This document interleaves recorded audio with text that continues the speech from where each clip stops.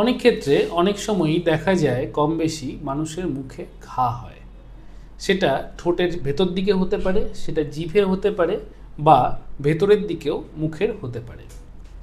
এই ঘা অ্যাকচুয়ালি কেন হয়, বা কোন ঘা সাধারণত হার্মফুল নয়, বা কোন ঘাই ভবিষ্যতে গিয়ে ক্যান্সারে পরিণত হতে পারে, এই নিয়েই আজকে আমি আপনাদের সঙ্গে আলোচনা করব।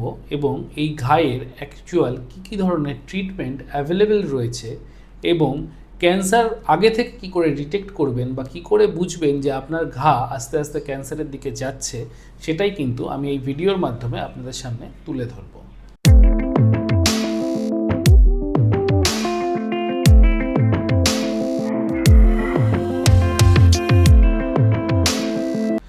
নমস্কার, আমি ডক্টর চিন্ময় অনন্তনাথ।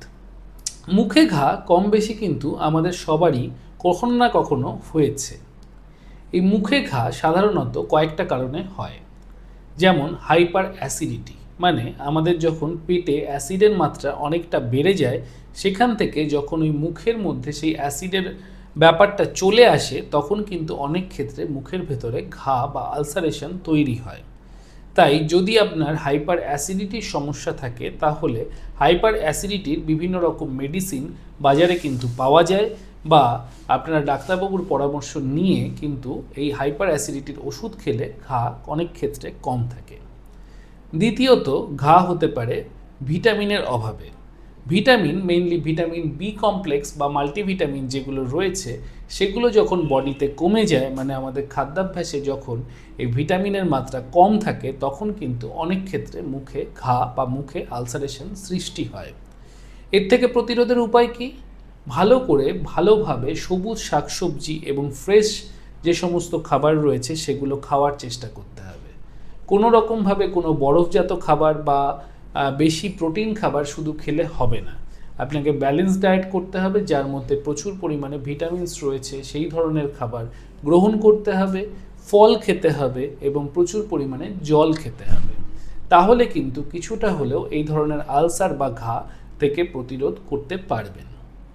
তৃতীয়ত, অনেক সময় আমাদের বাইট ইনজুরি, মানে খাবার খেতে খেতে যদি হঠাৎ করে কখনো দাঁতে কামড় লেগে যায়, এবং সেখান থেকেও কিন্তু মুখের ভেতরে ঘা বা আলসার হতে পারে। এইটা সেভাবে কিন্তু প্রতিরোধ করা সম্ভব নয়, কারণ আমরা কেউ নিজের ইচ্ছে ভেতরে কামড় দিই না। তাও আমি বলবো, যদি কিছুটা খাওয়ার সময় কেয়ারফুল হওয়া যায়, তখন কিন্তু এই মুখের ঘা বা এই বাইটজনিত কারণে মুখের ঘাটাকে প্রতিরোধ করতে পারি। এরপরে আর কি হতে পারে? এরপরে হয় অনেক সময় দাঁতের সমস্যার জন্য।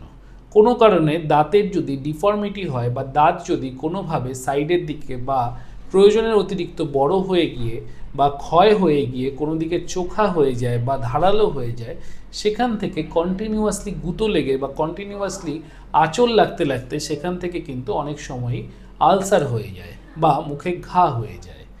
এই ক্ষেত্রে সাধারণত দাঁতের ডাক্তারবাবুর পরামর্শ নিয়ে আপনার দাঁতটাকে স্ট্রাকচারালি ঠিক করতে হবে, বা দাঁতের ডাক্তারবাবুর পরামর্শ নিয়ে বিভিন্ন ওষুধপত্র বা বিভিন্নভাবে জিনিসটাকে ঠিক করতে হতে পারে।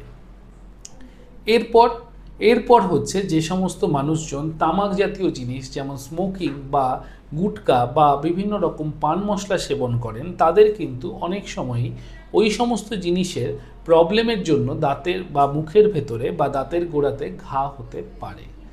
তো এই ধরনের ঘাগুলো কিন্তু সব সময় সারতে চায় না, বা এই ধরনের ঘাগুলো কিন্তু অনেক ক্ষেত্রেই বড় আকারে ধারণ করে এবং ক্যান্সার পর্যন্ত হতে পারে। এই ধরনের ঘা থেকে বাঁচতে হলে আপনাকে যত তাড়াতাড়ি সম্ভব আপনাকে তামাকজাত জিনিস থেকে বিরত থাকতে হবে এবং তামাকজাতীয় জিনিস বর্জন করতে হবে। এরপর আর কি ধরনের হতে পারে?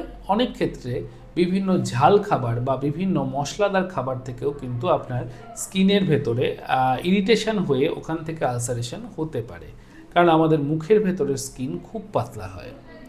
এই ধরনের ঘা থেকে প্রতিরোধ করতে হলে আপনাকে যেটা করতে হবে সেটা হচ্ছে গিয়ে আপনাকে এই ধরনের খাবার থেকে বিরত থাকতে হবে। এইবার কোন ঘাকে আমরা ক্যান্সার বলবো, বা কোন ঘাকে আমরা ক্যান্সারের দিকে ভাববো, বা কোন ঘাই বা আমরা ফেলে রাখবো না? অনেক ক্ষেত্রে অনেক সময় ঘা নিজে থেকে সেরে যায় বা অনেকে মাল্টিভিটামিন খেয়ে ঘা আস্তে আস্তে সারিয়ে দেয়। এমনিও ঘা হলে 4 থেকে 5 দিনের মধ্যে কিন্তু ঘা শুকিয়ে যায়। যদি কোনো পার্টিকুলার পজিশনে কন্টিনিউয়াসলি ঘাটা স্টে করতে থাকে এবং সেই ঘায়ের যদি কোনো রকমভাবে কোনো উন্নতি না দেখতে পান বা কোনো রকম অয়েনমেন্ট লাগিয়ে যদি ঘায়ের কোনো ইমপ্রুভমেন্ট না হয়, বরং দিনকে দিন জিনিসটা ডিটোরিয়েট করতে থাকে এবং যেই সাইজ থেকে শুরু হয়েছিল তার থেকে দিনকে দিন সাইজটা বড় হতে থাকে, তাহলে ভুল করেও এই ধরনের ঘা কিন্তু ফেলে রাখবেন না। কারণ অনেক সময় কিন্তু মাউথ আলসার এই সমস্ত ছোটোখাটো ঘা থেকে ডেভেলপ করে যায়। যদি ঘায়ের মাত্রা দিন দিন খারাপ হয় তাহলে চেষ্টা এটাই করুন যে তাড়াতাড়ি ডাক্তারবাবুর কাছে যান। সাধারণত দাঁতের ডাক্তারবাবুরা এবং ইএনটি নাক কান গলার ডাক্তারবাবুরা এবং আমরা যারা মেডিসিন প্র্যাকটিস করি তাদের কাছে কিন্তু এই ধরনের চিকিৎসা আপনারা অ্যাভেলেবেল পাবেন। যদি সেরকম কিছু আমাদের মনে হয় বা দেখা যায় যে ঘায়ের ওখান থেকে কোনো রকমভাবে মাংসপিণ্ড তৈরি হচ্ছে বা কোনো রকমভাবে মাংস গজাচ্ছে, তাহলে কিন্তু আমরা অবশ্যই ওখান থেকে বায়োপসি পাঠাই বা ওখান থেকে রস নিয়ে পরীক্ষা করে কনফার্ম করি যে বাই চান্স ওখানে কোনো রকমভাবে কোনো ক্যান্সারাস গ্রোথ বা ক্যান্সার ডেভেলপ করছে কিনা। তাই মুখে ঘা নিয়ে ভয় পাবেন না। মুখে ঘা যদি হয় প্রথমে ওই সমস্ত জিনিসপত্র দিয়ে, মানে প্রথম যে পয়েন্টগুলো আমি বললাম ওইভাবে প্রতিরোধ করার চেষ্টা করুন। যদি তাতে আপনার উপকার না পান বরং খারাপের দিকে যায়, তাহলে অবশ্যই ডাক্তারের সঙ্গে যোগাযোগ করুন এবং ডাক্তারবাবুকে দেখিয়ে ঘাটাকে অল্প থাকা অবস্থায় বা ক্যান্সারের প্রাইমারি স্টেজে ডিটেকশন করে সেটাকে কিন্তু কিওর করুন।